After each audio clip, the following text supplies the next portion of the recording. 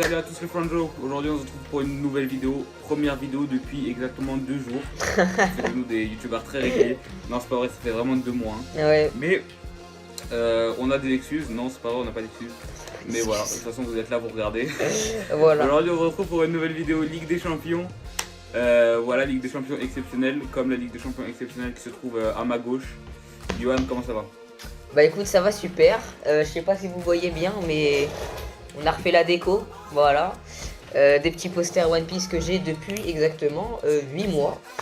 Et que j'ai installé il y a genre une semaine. Donc voilà. Ça me débarrasse de mes cartons.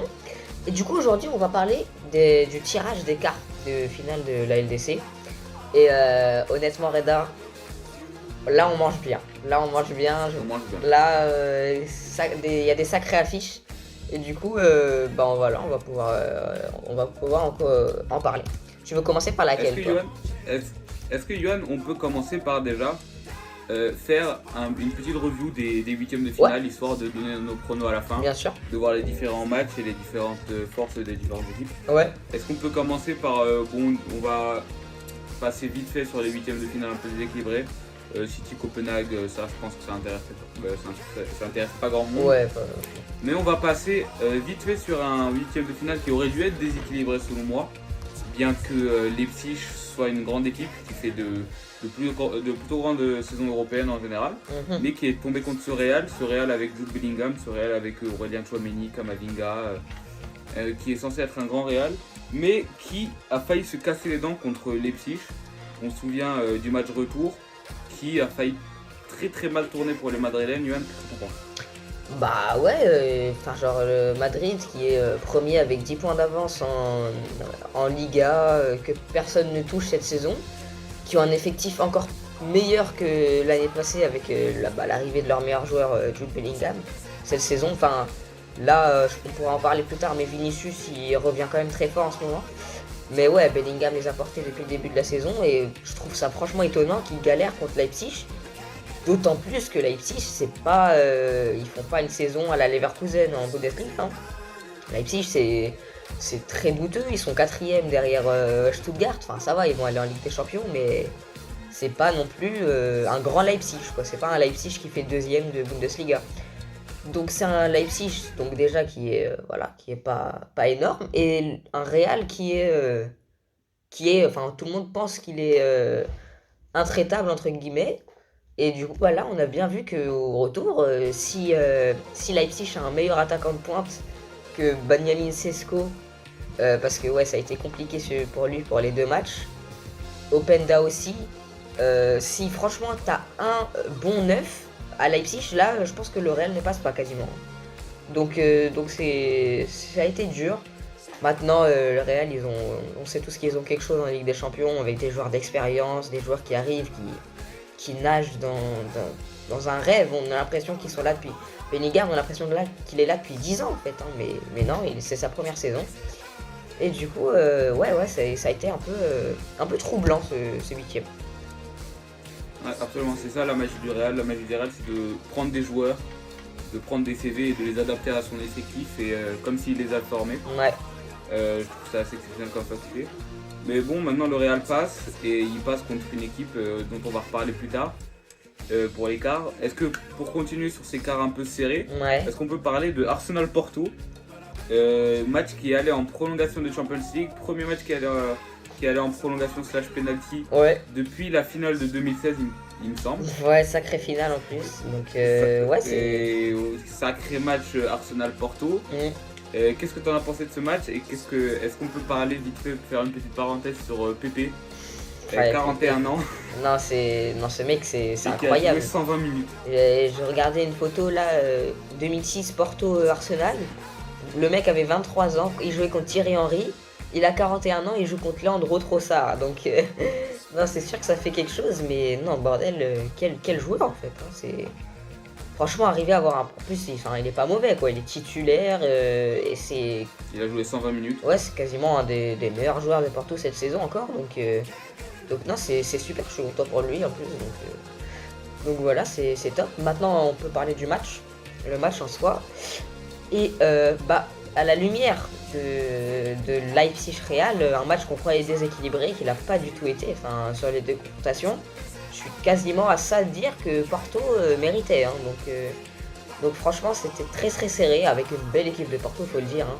Leur attaque là, brésilienne, Galeno, Evanilson et Pepe.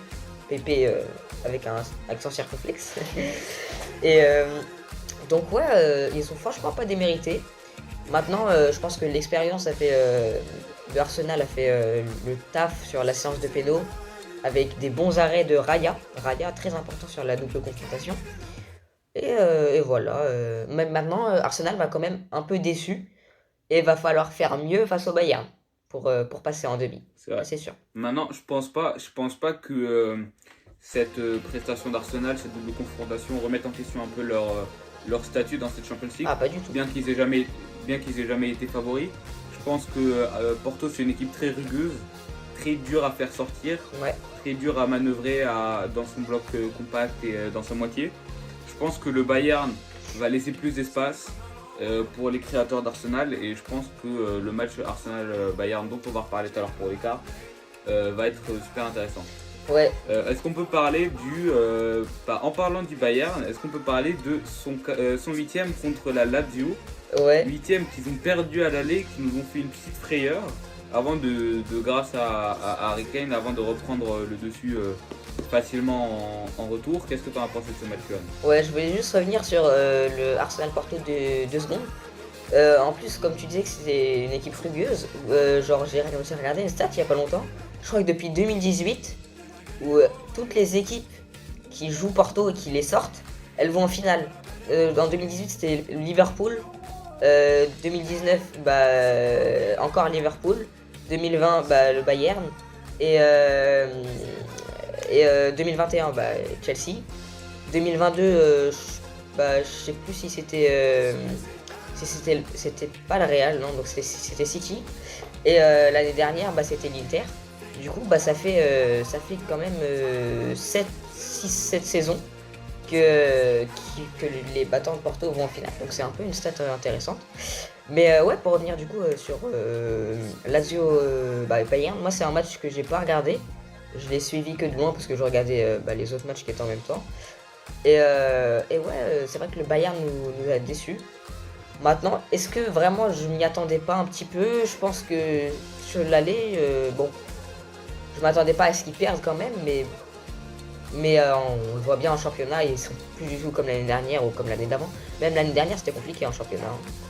Donc ça fait 2-3 saisons que le Bayern n'est plus le Bayern de 2020 et de la décennie dernière. Mais bon, ils ont quand même un certain mental, des joueurs d'expérience qui leur ont permis de passer quand même une Lazio faible, hein.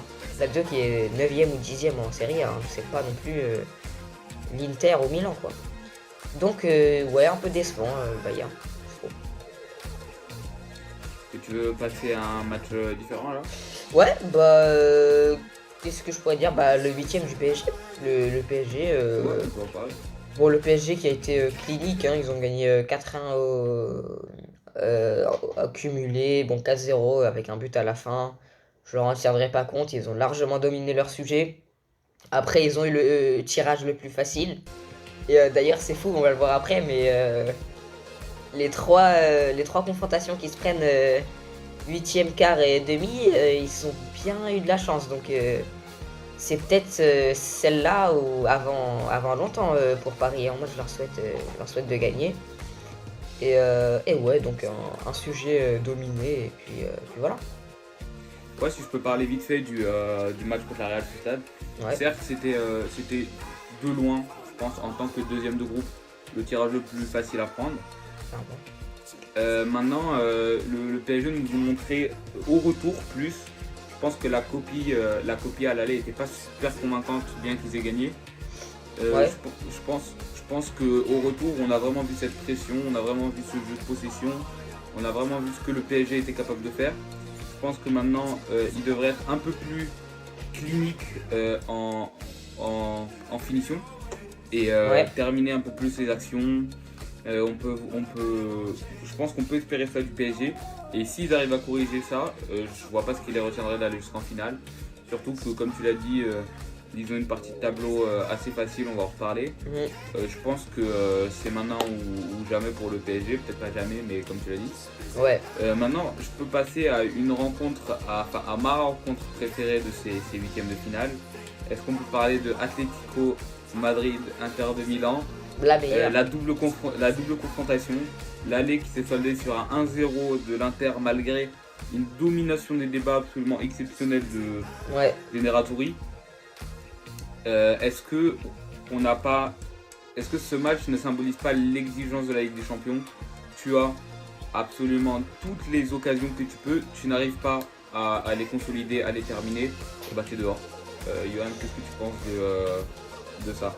Bah franchement, c'était le meilleur.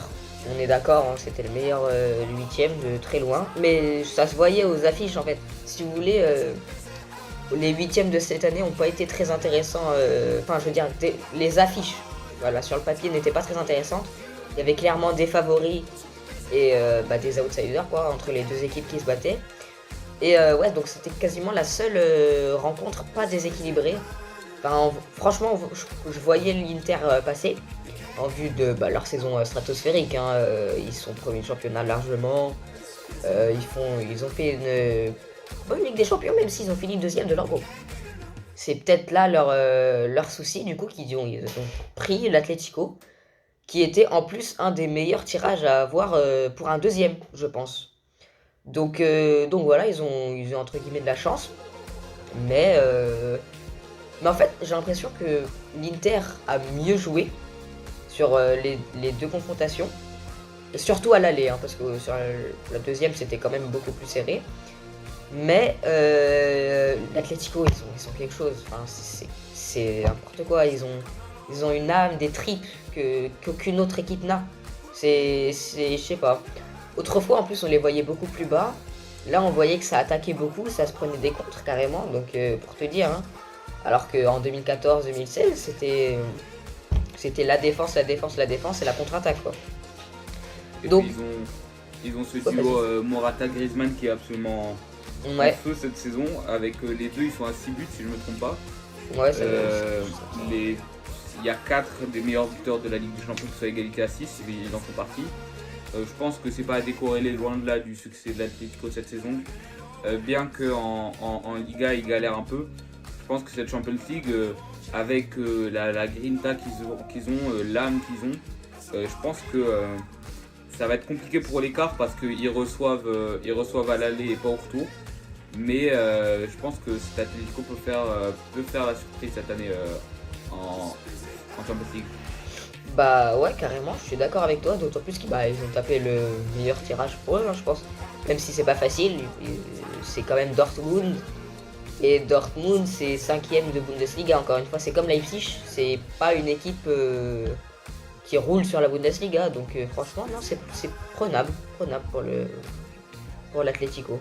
Et oui, et souligner quand même l'entrée de Depay, hein. Depay qui fait un sacré match, sacrée fin de match et sacrée prolongation, donc, et son penalty aussi, les trips qu'il faut pour le tirer aussi fort, franchement c'est bravo. Et du coup on peut finir sur les huitièmes par Barcelone-Naples. Voilà. Je pense que tu as regardé le match, pas moi je regardais Arsenal partout. Ouais, si je peux parler vite fait, je pense que le Barça a malgré tout plus au retour qu'à l'aller. Je pense qu'à l'aller, comme on a dit, ça manquait de finition, ça manquait de réalisme.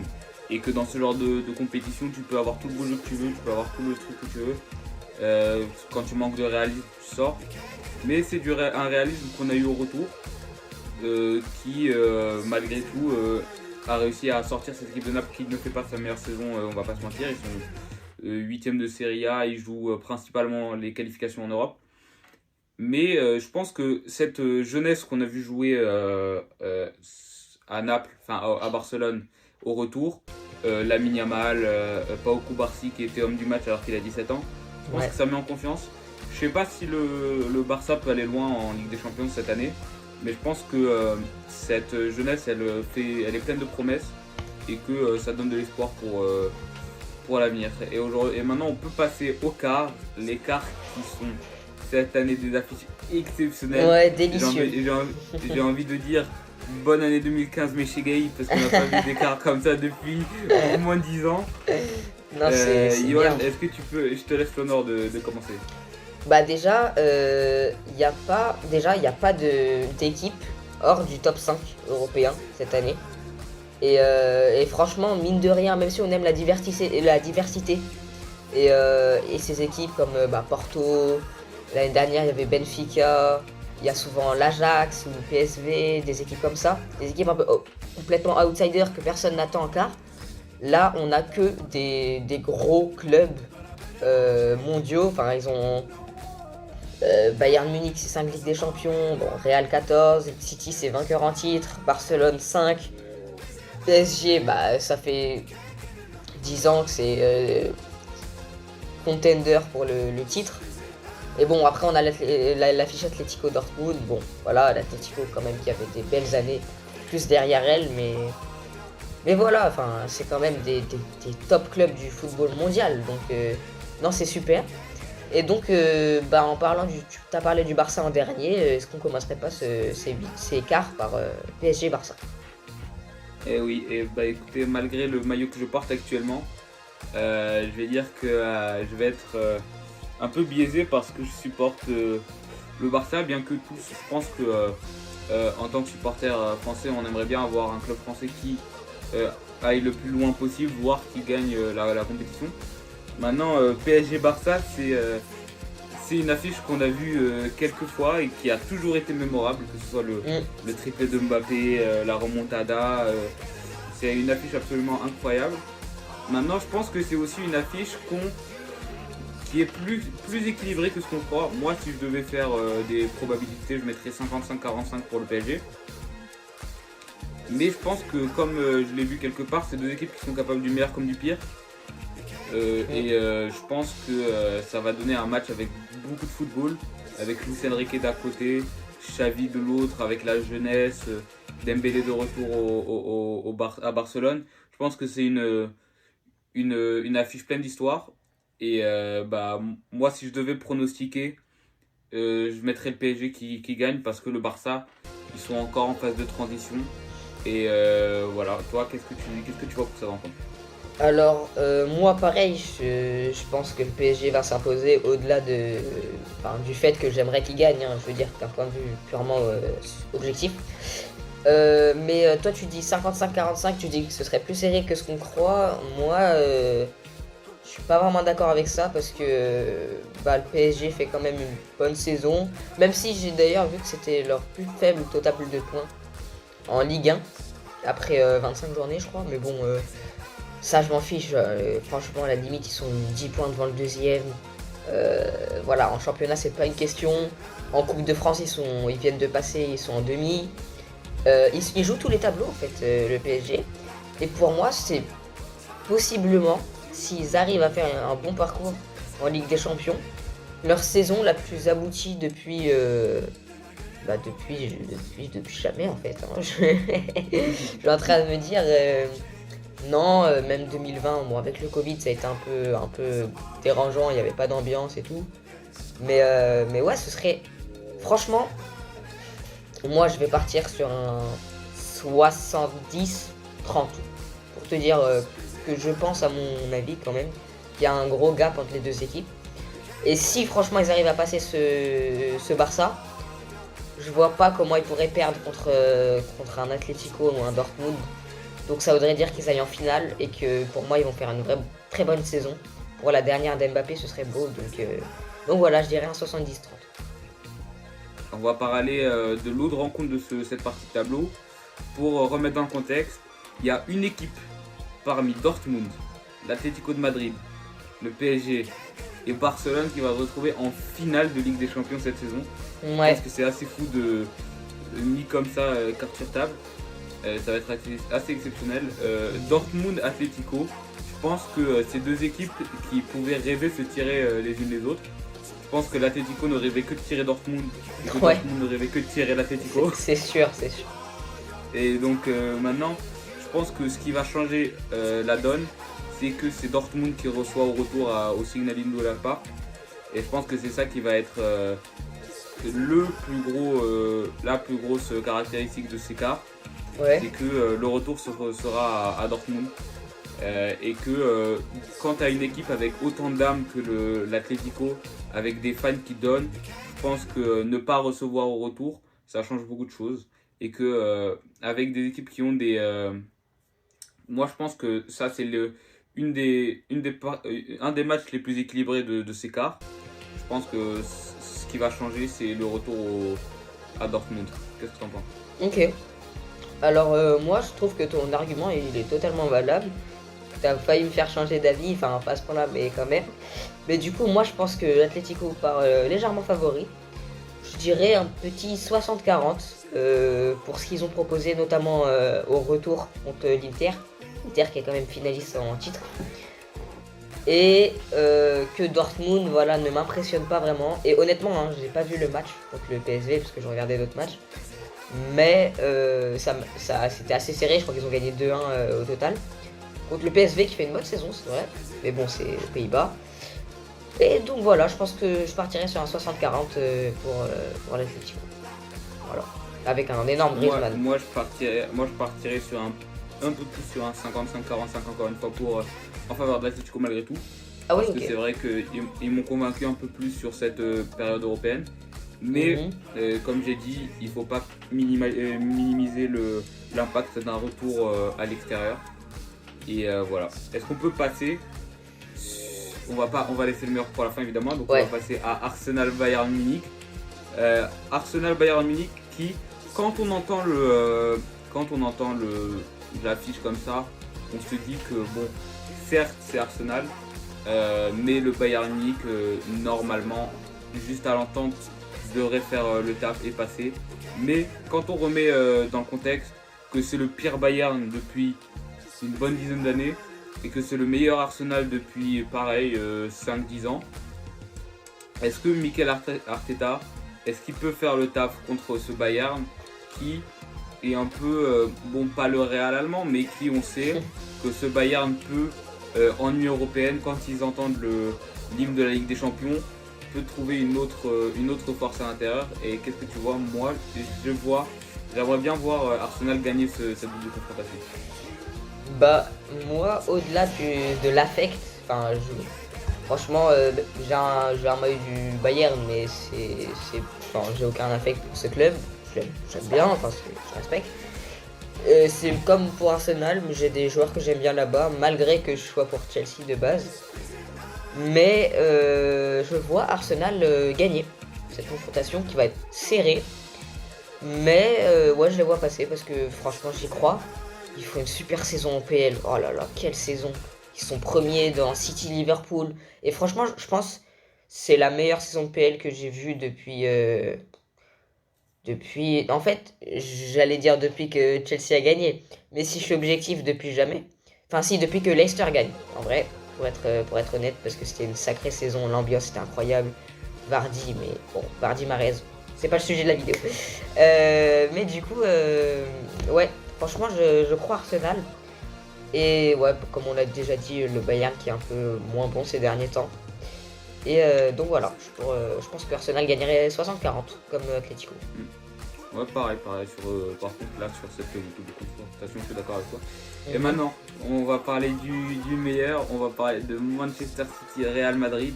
Ouais. Alors faut savoir que quand j'ai parlé à mon oncle là récemment et je lui ai demandé qu'est-ce que tu penses des quarts. Il m'a dit cash, il m'a dit c'est dommage que le Real sorte si tôt en compétition. Parce qu'ils font une bonne saison en Liga et en Ligue des Champions. C'est-à-dire que pour lui, il n'y a aucune chance que le Real de Madrid passe City. Alors il faut savoir que je suis pas d'accord avec ça parce qu'on peut pas enterrer le Real de Madrid en Ligue des Champions. Je pense que ça serait une grosse erreur à faire. Malgré tout, je pense que ces deux équipes qu'on voyait extrêmement favorites pour cette Ligue des Champions sont à mettre dans deux classes différentes. Je pense que si tu peux pas mettre les deux favoris au même niveau. Je pense que tu as un Manchester City qui a fait absolument sans faute depuis le début. Ouais. Alors que tu as un Real Madrid qui, par exemple, on se souvient, en phase de groupe, qui allait perdre contre l'Union Berlin avant de mettre 2 buts à 90+, qui, comme on en a parlé précédemment, face à Leipzig. pense que ce Real Madrid est un peu moins favori que Manchester City. Et donc moi je vois Manchester City battre le Real Madrid, mais il faut jamais enterrer cette équipe.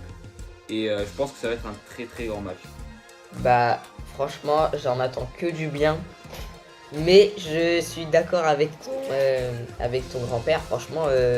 Enfin, non, avec ton oncle, pardon. Franchement, je pense que City est vraiment favori. Je leur mettrais 70. Franchement, 70-30. Parce que ce qu'on a vu sur la dernière saison, la dernière Ligue des Champions, c'était tellement fort. Enfin, ils ont perdu en 2022 contre le Real va au bout. C'était un match incroyable. Hein. Mais le 4-0 qui colle contre le Real l'année dernière, enfin, je m'y attendais, mais tellement pas. Enfin, en fait, c'était violent. Genre, je sais pas, j'ai trouvé ça quand même dur parce qu'ils avaient fait 1-1 à l'aller. Et ouais, de se prendre 4-0 comme ça, c'était vraiment dur. Et bah, j'ai trouvé que ça envoyait un message fort en plus à l'Inter. Donc, enfin, à tout le monde en fait. Et pour moi, je vois clairement City favori. Hein. Je pense qu'il n'y a pas trop de débat. Ok, bah écoute, je pense qu'on va en finir là parce que ça fait quand même une bonne petite demi-heure de vidéo. Ouais, un peu moins. On va essayer de sortir des vidéos un peu plus régulièrement. Oui, Là, voilà. il va y avoir le combo Euro Jeux Olympiques. On va plus Roland Garros légèrement avant. Je pense que cette période-là, elle va être assez charnière. Ouais, Et bah les gars, écoutez, abonnez-vous, mettez la voilà. cloche Et on et se dit tous à la au revoir. prochaine. Ciao.